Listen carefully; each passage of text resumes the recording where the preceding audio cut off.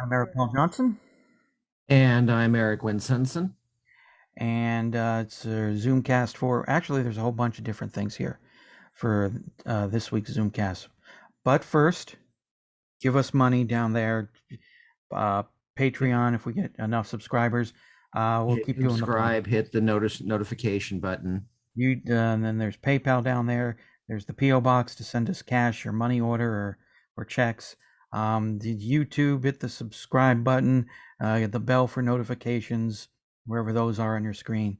And I think that takes care of all that. Oh, I Yep. forgot. And we want to be like Elon Musk and go into space. So please give us tons of money so that we can do an in-depth exploration of Uranus. See, here's what we could do. Guess I had to I'm be just, immature I'm today. just, I'm just gonna go right over that because I don't want to think about Uranus. We could, give us enough money to build us one of these ELO spaceships, and maybe we'll do the ELO spot podcast from space, and that would.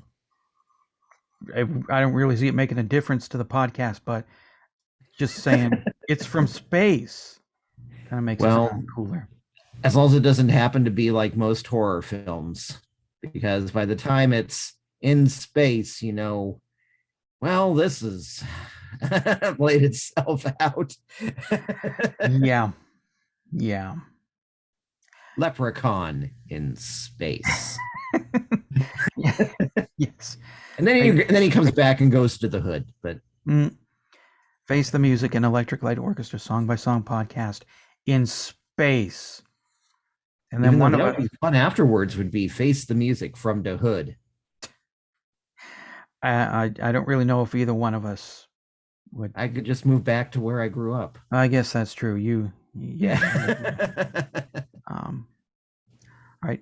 We got a new YouTube subscriber, Forbes Wardman. Oh, So very that's excited. promising. Yeah. That is very much promising. Now, if we can just get Rich Whitey. So, To do more than just watch. Yes. exactly. Yeah.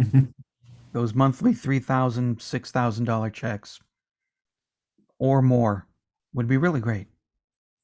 True. Or PayPal or any of the ways down there that you can give us money. Okay. Mark Jealous had a comment about the Pods Like Us episode where the Pods Like Us guy interviewed me and Wincentsen, Martin Quibble. And, here's what Mark said. By the way, my sleep's off. If I'm powering through it if it doesn't show. Mark Jealous. Great to. Oh, sorry. Even gotta.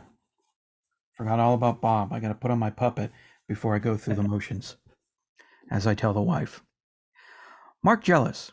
Great to get a bit of background on you guys. An hour and a half just whisked by. Almost enough time for 3 Jeff Lynne ELO albums. Yeah. Yeah, except we kept you awake. Or did we? Maybe those 90 Yeah. minutes whisked by because they put him to sleep by listening That's true. to me. I have a soothing voice, I've been told, when I'm not screaming. So, all right. As usual, Corey missed the deadline by about 5 minutes. So here's his comment about Help Yourself, which we covered last week. I'll help myself to a late comment. I love this song, but can we talk about that official video? How much time and money must they have put into that? It reminds me of one of those murder shows where they keep showing the same photos over and over again. Brilliant. Can you read the sarcasm? This might be one of my favorite intervention songs of all time. I can't tell if this is for Rosie or was for Tom, but I always envisioned it was for Tom. Pretty different than the rest stylistically. It's strange because it grew on me. I only liked it at first, but the more I listened, the more and more I liked it. And Eric's, let that be a lesson to you. All those other songs you mentioned that you listened to it once and never again until this or that podcast, sometimes a song can grow on you if you let it. You know who doesn't let songs grow on them? Putin. Will Smith, Hitler, basically bad guys that kill comedy. That's who. Well, you're not wrong there about Putin, Hitler, and Smith, the two greatest, evilest men in the history of humanity. And a Scientologist. Yeah, yeah. Um, yeah, murder shows that show the same picture over and over again, or like science fiction shows that recycle the same special effects over and over again, where you see the same Viper shoot the same Cylon Raider at the same angle every single time. Yeah. Yeah. Listen, here's a lesson to you, Corey, which you seem to keep either ignoring or it doesn't hit your ears. Maybe it bounces off your. Oh, I don't think we're supposed to make jokes about people's hair loss anymore. So. Oh, I think that's still open. Oh, okay, good. Yeah, yeah. As long as yeah, you're still allowed to make fun of bald men. Okay. Men. Okay. Because men are evil and et cetera, et cetera. So Right. Got it. Okay. So maybe I don't know. These words just hit your dome and bounce off, and you don't seem to hear that about this. Listen to them once thing. Wincentsen, yeah, he does. Maybe once, maybe twice. Me, as I've said 100,000 times, I will listen to a song 10, 20 times in the week before the episode, before we get together and record the episode. So if it hasn't grabbed me by the 10th or 20th listen, it's not going to grab me. So when I say I don't like it in the podcast, that means I don't like it. And yeah, there were some songs where I just couldn't listen to it anymore, even before 10 listens, which I think comes up next week. No spoilers. But I do. I listen to these songs more than once. Just like I've told you more than once. I listen to these songs more than once before we do the podcast. So on to Cosmo now that Kramer. sounds like an angry school marm. Who, me? Yes. Yeah. You got a problem with that one, Sensen? Because Yes, I do. we can take it up after class with the Board of Education. The only person paddling me is going to be Joy.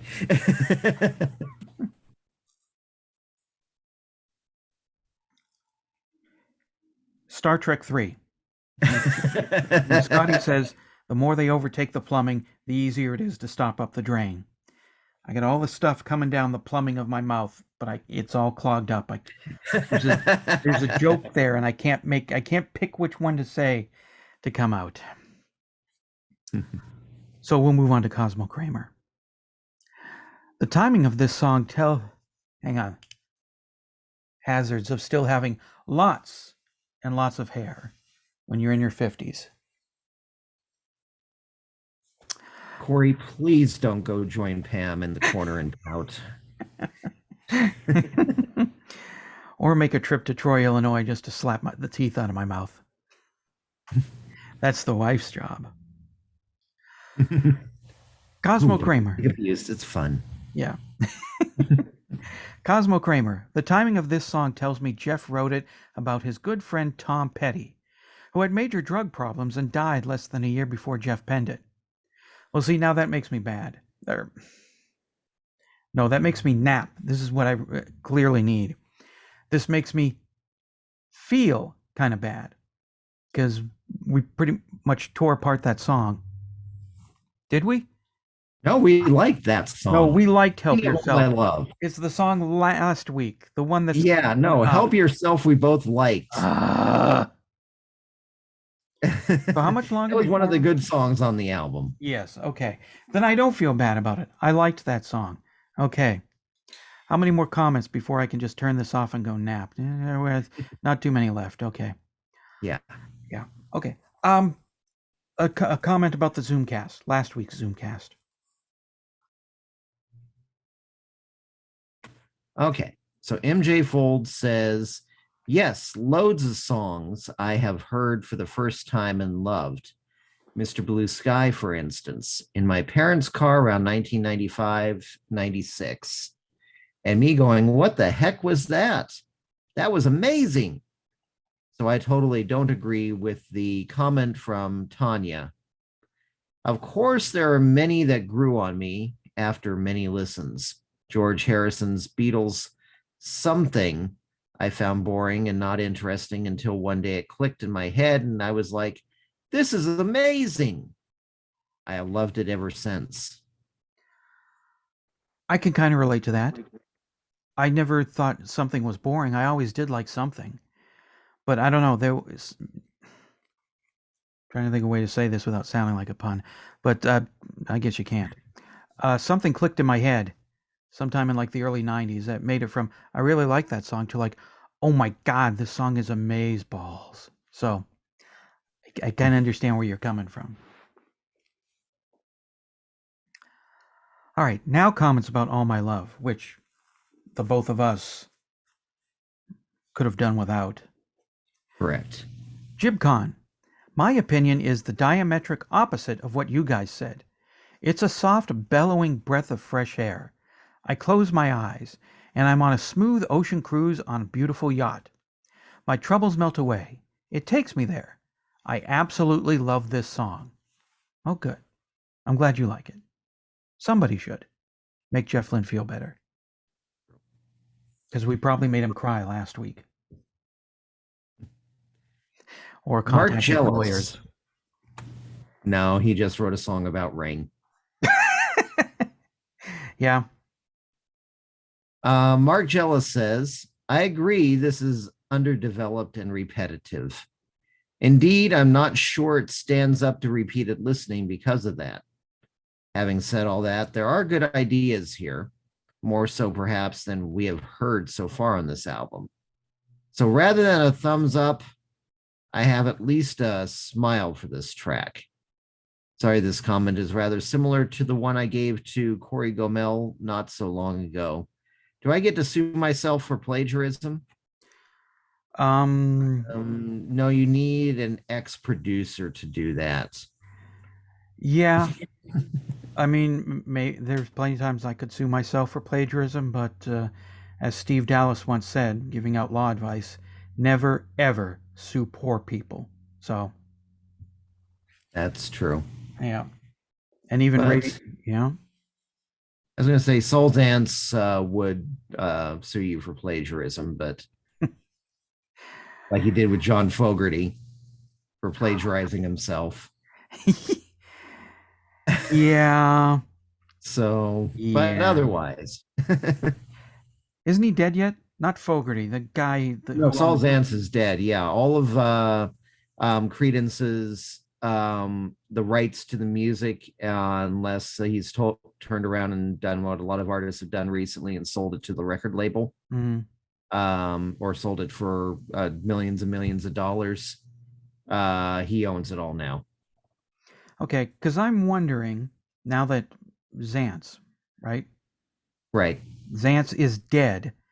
Does that mean center field can be reissued as it originally was with the song Zans Can't Dance, all about how he was, stealing Fogerty blind.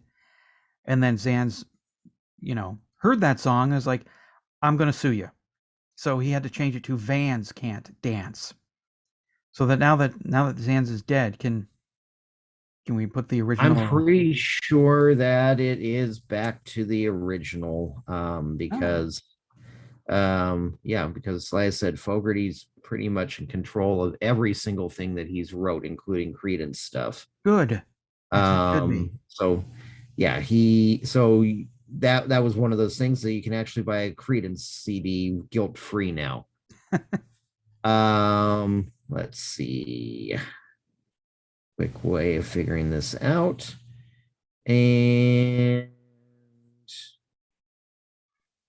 on Fogerty. And hopefully I don't fat finger a bunch of stuff to where it takes forever for me to look anything up. There we go. Mr. John Fogerty. Center field.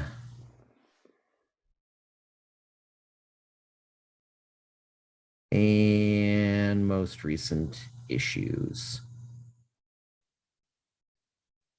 This is exciting, watching here. Here, this is my stuff while he looks that up. I'm just looking around for something to fill time. This is my stuffed teddy bear. I had it since birth, literally birth. Somebody was given to me after I was born, 1969, and it kind of looks it. His name is Squeaky because he used to have a little squeaker in here. And sometime around 1980 or so, his arm ripped and his squeaker fell out. So I don't know, maybe I should call him Muty now. But around 1992, the girl he was dating sewed up Squeaky's hole here. So, but this is my first teddy bear, and Madeline wants to throw it out because she thinks it's old and falling apart, and I'm telling her, absolutely not. No, you don't throw out things that are old and falling apart, or otherwise she'd lose her stepdad. She sure would. Nope, actually, it's still Vance Can't Dance on the 25th anniversary version in 2010 at least. But I don't think the whole suit had the whole ownership thing had been fixed by then. And I think it was still going on in 2010. Zance didn't die until after that, I think. Yeah. So who knows if it was going to be re-released? It might be Zance Can't Dance. It could. But I don't see that it's been released since had a re-release since 2010. Or it could be such a sub-microscopic, insignificant dust mote detail of his discography that he's not going to bother with changing the V back to a Z for that song. True. Yeah. Unfortunately, it only makes the album worth a couple dollars more. It's not like one of those ones where you got $100 album if you see Zance Can't Dance on it. Nope, you got a first issue, but yeah, it's worth $10 instead of $5. Yeah. Cool album though. Yeah, I do like it. I bought it when it came out back in '84, and I liked it. I still like it, even though I haven't listened to it. I don't know. There was like a 25 or 30-year gap since when I last listened to it, and then when I listened to it again when I was adding songs to playlists on the Apple and Spotify. And oh, look, it's nap time. I think we're done here. I think we're done here. Yeah.